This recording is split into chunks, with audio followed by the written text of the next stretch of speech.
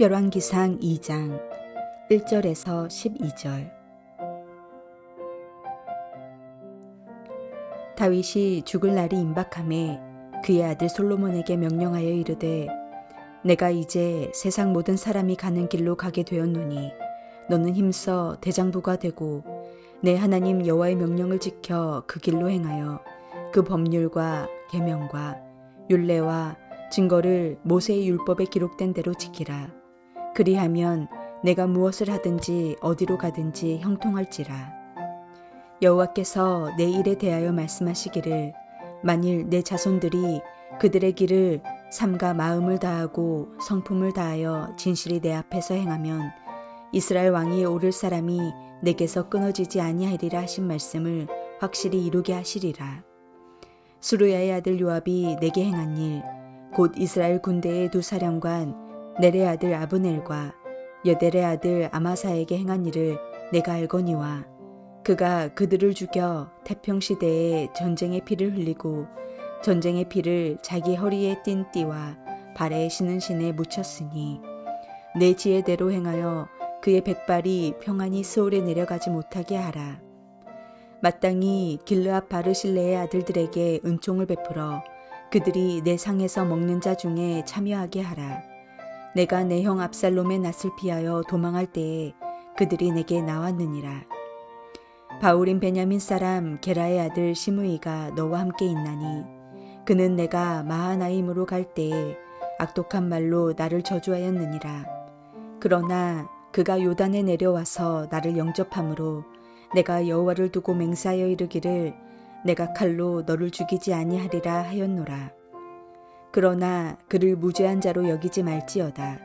너는 지혜 있는 사람이므로 그에게 행할 일을 알지니 그의 백발이 피 가운데 스올에 내려가게 하라. 다윗이 그의 조상들과 함께 누워 다윗 성에 장사되니 다윗이 이스라엘 왕이 된 지 40년이라. 헤브론에서 7년 동안 다스렸고 예루살렘에서 33년 동안 다스렸더라.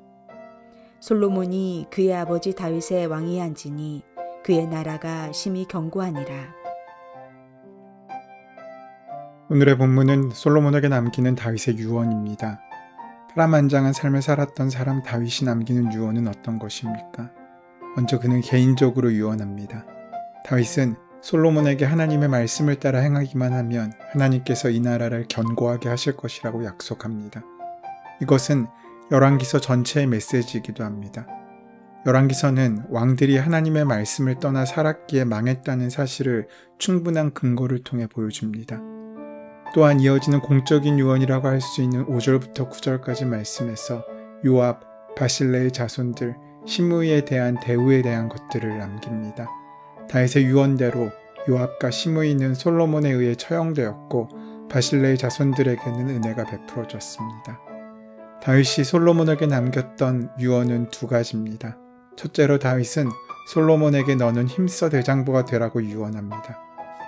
담대하여 용기 있는 사람을 가리켜 우리는 대장부라고 합니다. 하나님은 믿음의 사람들이 대장부가 되기를 원하시는 것 같습니다. 모세를 훈련시키신 하나님께서는 모세에게 큰 담력과 믿음을 주셨습니다. 백성들이 죽음 가운데 두려워 불평하며 원망할 때도 모세는 그들에게 담대히 말합니다. 너희는 두려워하지 말고 가만히 서서 여호와께서 오늘날 너희를 위하여 행하시는 구원을 보라. 여호와께서 너희를 위하여 싸우시리니 너희는 가만히 있을지어다. 여호수아를 이스라엘의 지도자로 삼으신 하나님께서는 또한 여호수아에게 말씀하십니다. 마음을 강하게 하고 담대히 하라. 두려워 말며 놀라지 말라.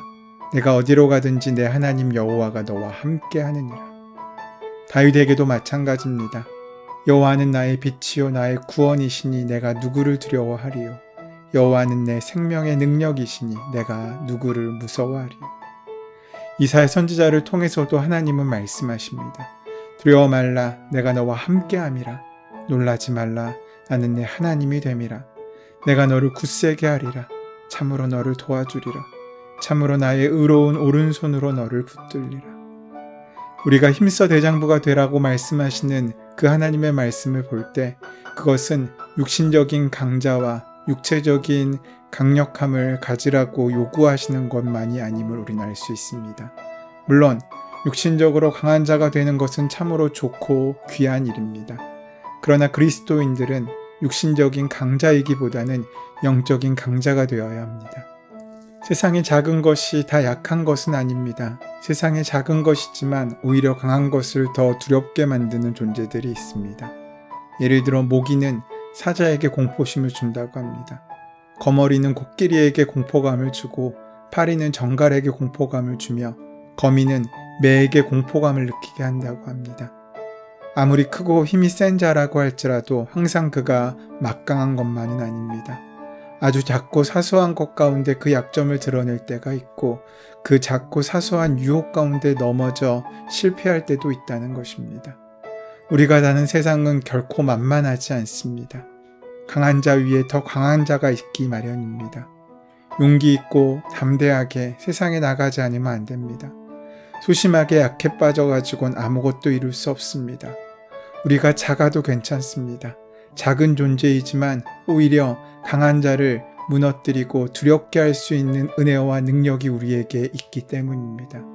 그래서 하나님께서는 그 땅의 거인 족속들을 바라보며 오히려 스스로 메뚜기가 되었던 이스라엘 백성들을 향하여 그들이 오히려 너희의 밥이 될 거라고 말씀하신 것입니다. 물론 세상과 사단의 힘은 강력합니다. 그러나 우리가 더 강해지면 우리는 사단을 능히 이길 수 있는 존재가 됩니다. 강한 자를 이기기 위해서 우리는 더 강한 자가 될 수 있어야 합니다. 영적인 강자는 훈련을 통해 만들어지는 것입니다. 강력한 믿음의 훈련을 통해서 말입니다. 신앙의 연단을 통해 우리는 더욱 강한 자가 될 수 있습니다. 그렇다면 영적 강자는 어떻게 훈련되어집니까? 영적인 강자는 고난을 통해서 훈련되어집니다. 하나님께서는 고난을 통해 하나님의 백성들을 훈련시키시고 세우셨습니다. 모세를 이스라엘의 지도자로 세우시기 위해서 하나님께서는 광야에서 40년 동안 그를 훈련시키고 단련시키셨습니다. 다윗에게도 고난의 훈련이 있었습니다. 그러나 그 고난의 훈련을 통해서 다윗은 영적인 강자가 될 수 있었습니다. 그래서 야고보 사도는 고난당하는 것이 오히려 우리에게 유익이라고 말씀하고 있는 것입니다. 사랑하는 여러분, 여러분의 시험과 고난을 당할 때 하나님이 나를 영적 강자로 훈련시킨다고 받아들이면 고난과 시험을 이겨낼 수 있고 우리는 그 고난과 시험을 통해서 더 큰 유익을 얻을 수 있게 되는 것입니다. 이처럼 영적인 강자는 어떠한 상황 가운데라도 흔들림이 없는 믿음의 사람들입니다. 조금의 시련과 고난은 결코 우리에게 문제가 될 수 없습니다. 오히려 그것들은 영적인 강자로 서는 길이 될 것입니다. 영적인 강자는 넓은 마음을 소유한 사람입니다. 작은 이익을 바라보거나 연연하지 않고 기꺼이 손해를 감수하며 더 큰 은혜의 지경을 향하여 나아간 사람입니다. 영적 강자는 큰 꿈과 비전을 품는 사람입니다. 뒤를 돌아보며 후회하지 않고 오직 앞을 향하여 달려가는 사람들입니다. 영적인 강자에게는 살아계신 하나님의 은혜와 비전이 그 안에 있으십니다. 그러므로 하나님이 그를 강하게 하시는 것입니다.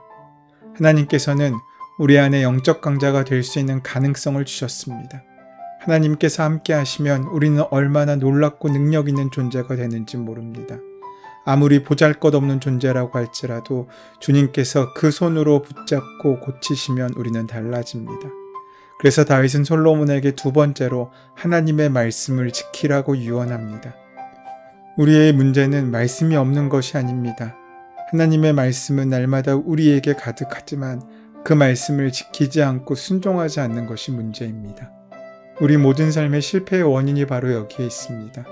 하나님의 말씀을 한 가지만이라도 붙들고 지킨다면 우리의 삶은 훨씬 더 달라지고 풍요로워질 것입니다. 답답하고 힘들고 거친 인생길이 훨씬 더 가볍고 쉬워질 것입니다.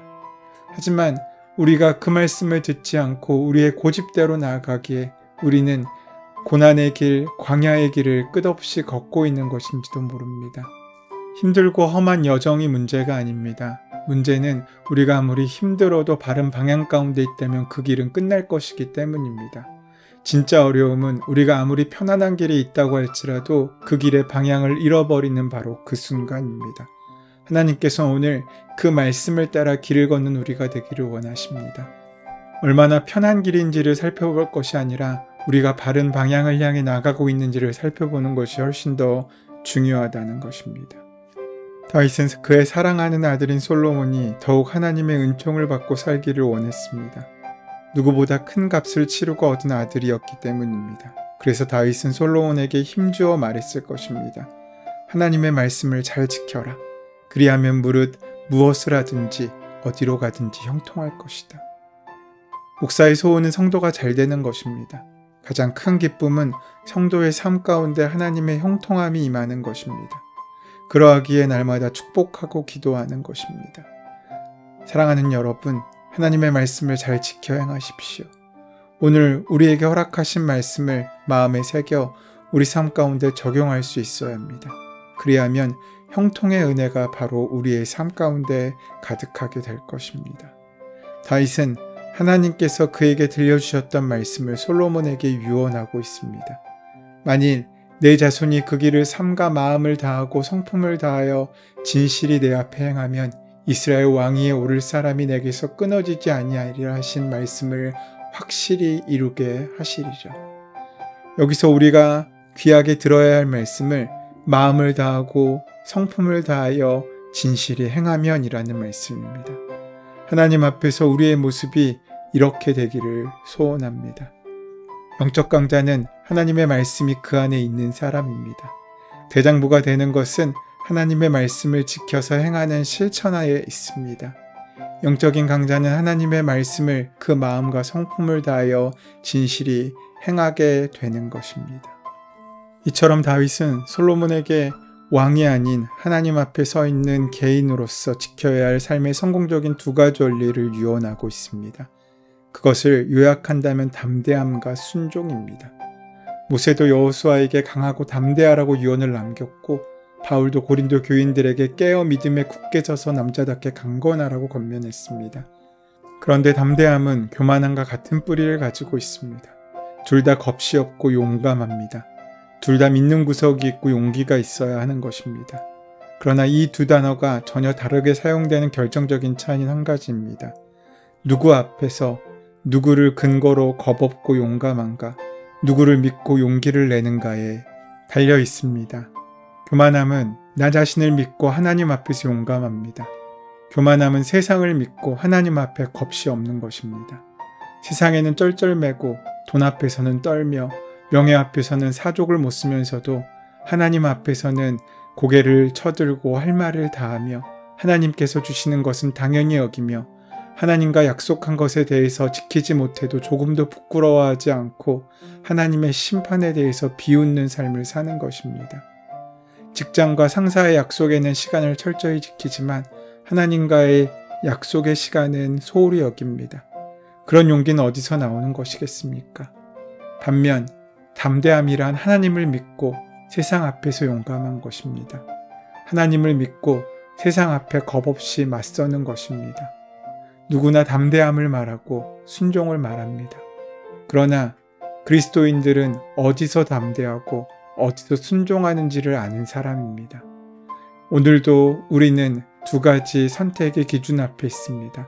하나님의 말씀 앞에 설 것인가, 세상의 말 앞에 설 것인가, 하나님의 말씀을 붙잡고 세상 앞에 당당할 것인가, 세상의 권력과 소유를 붙잡고 하나님 앞에서 당당한 삶을 살 것인가.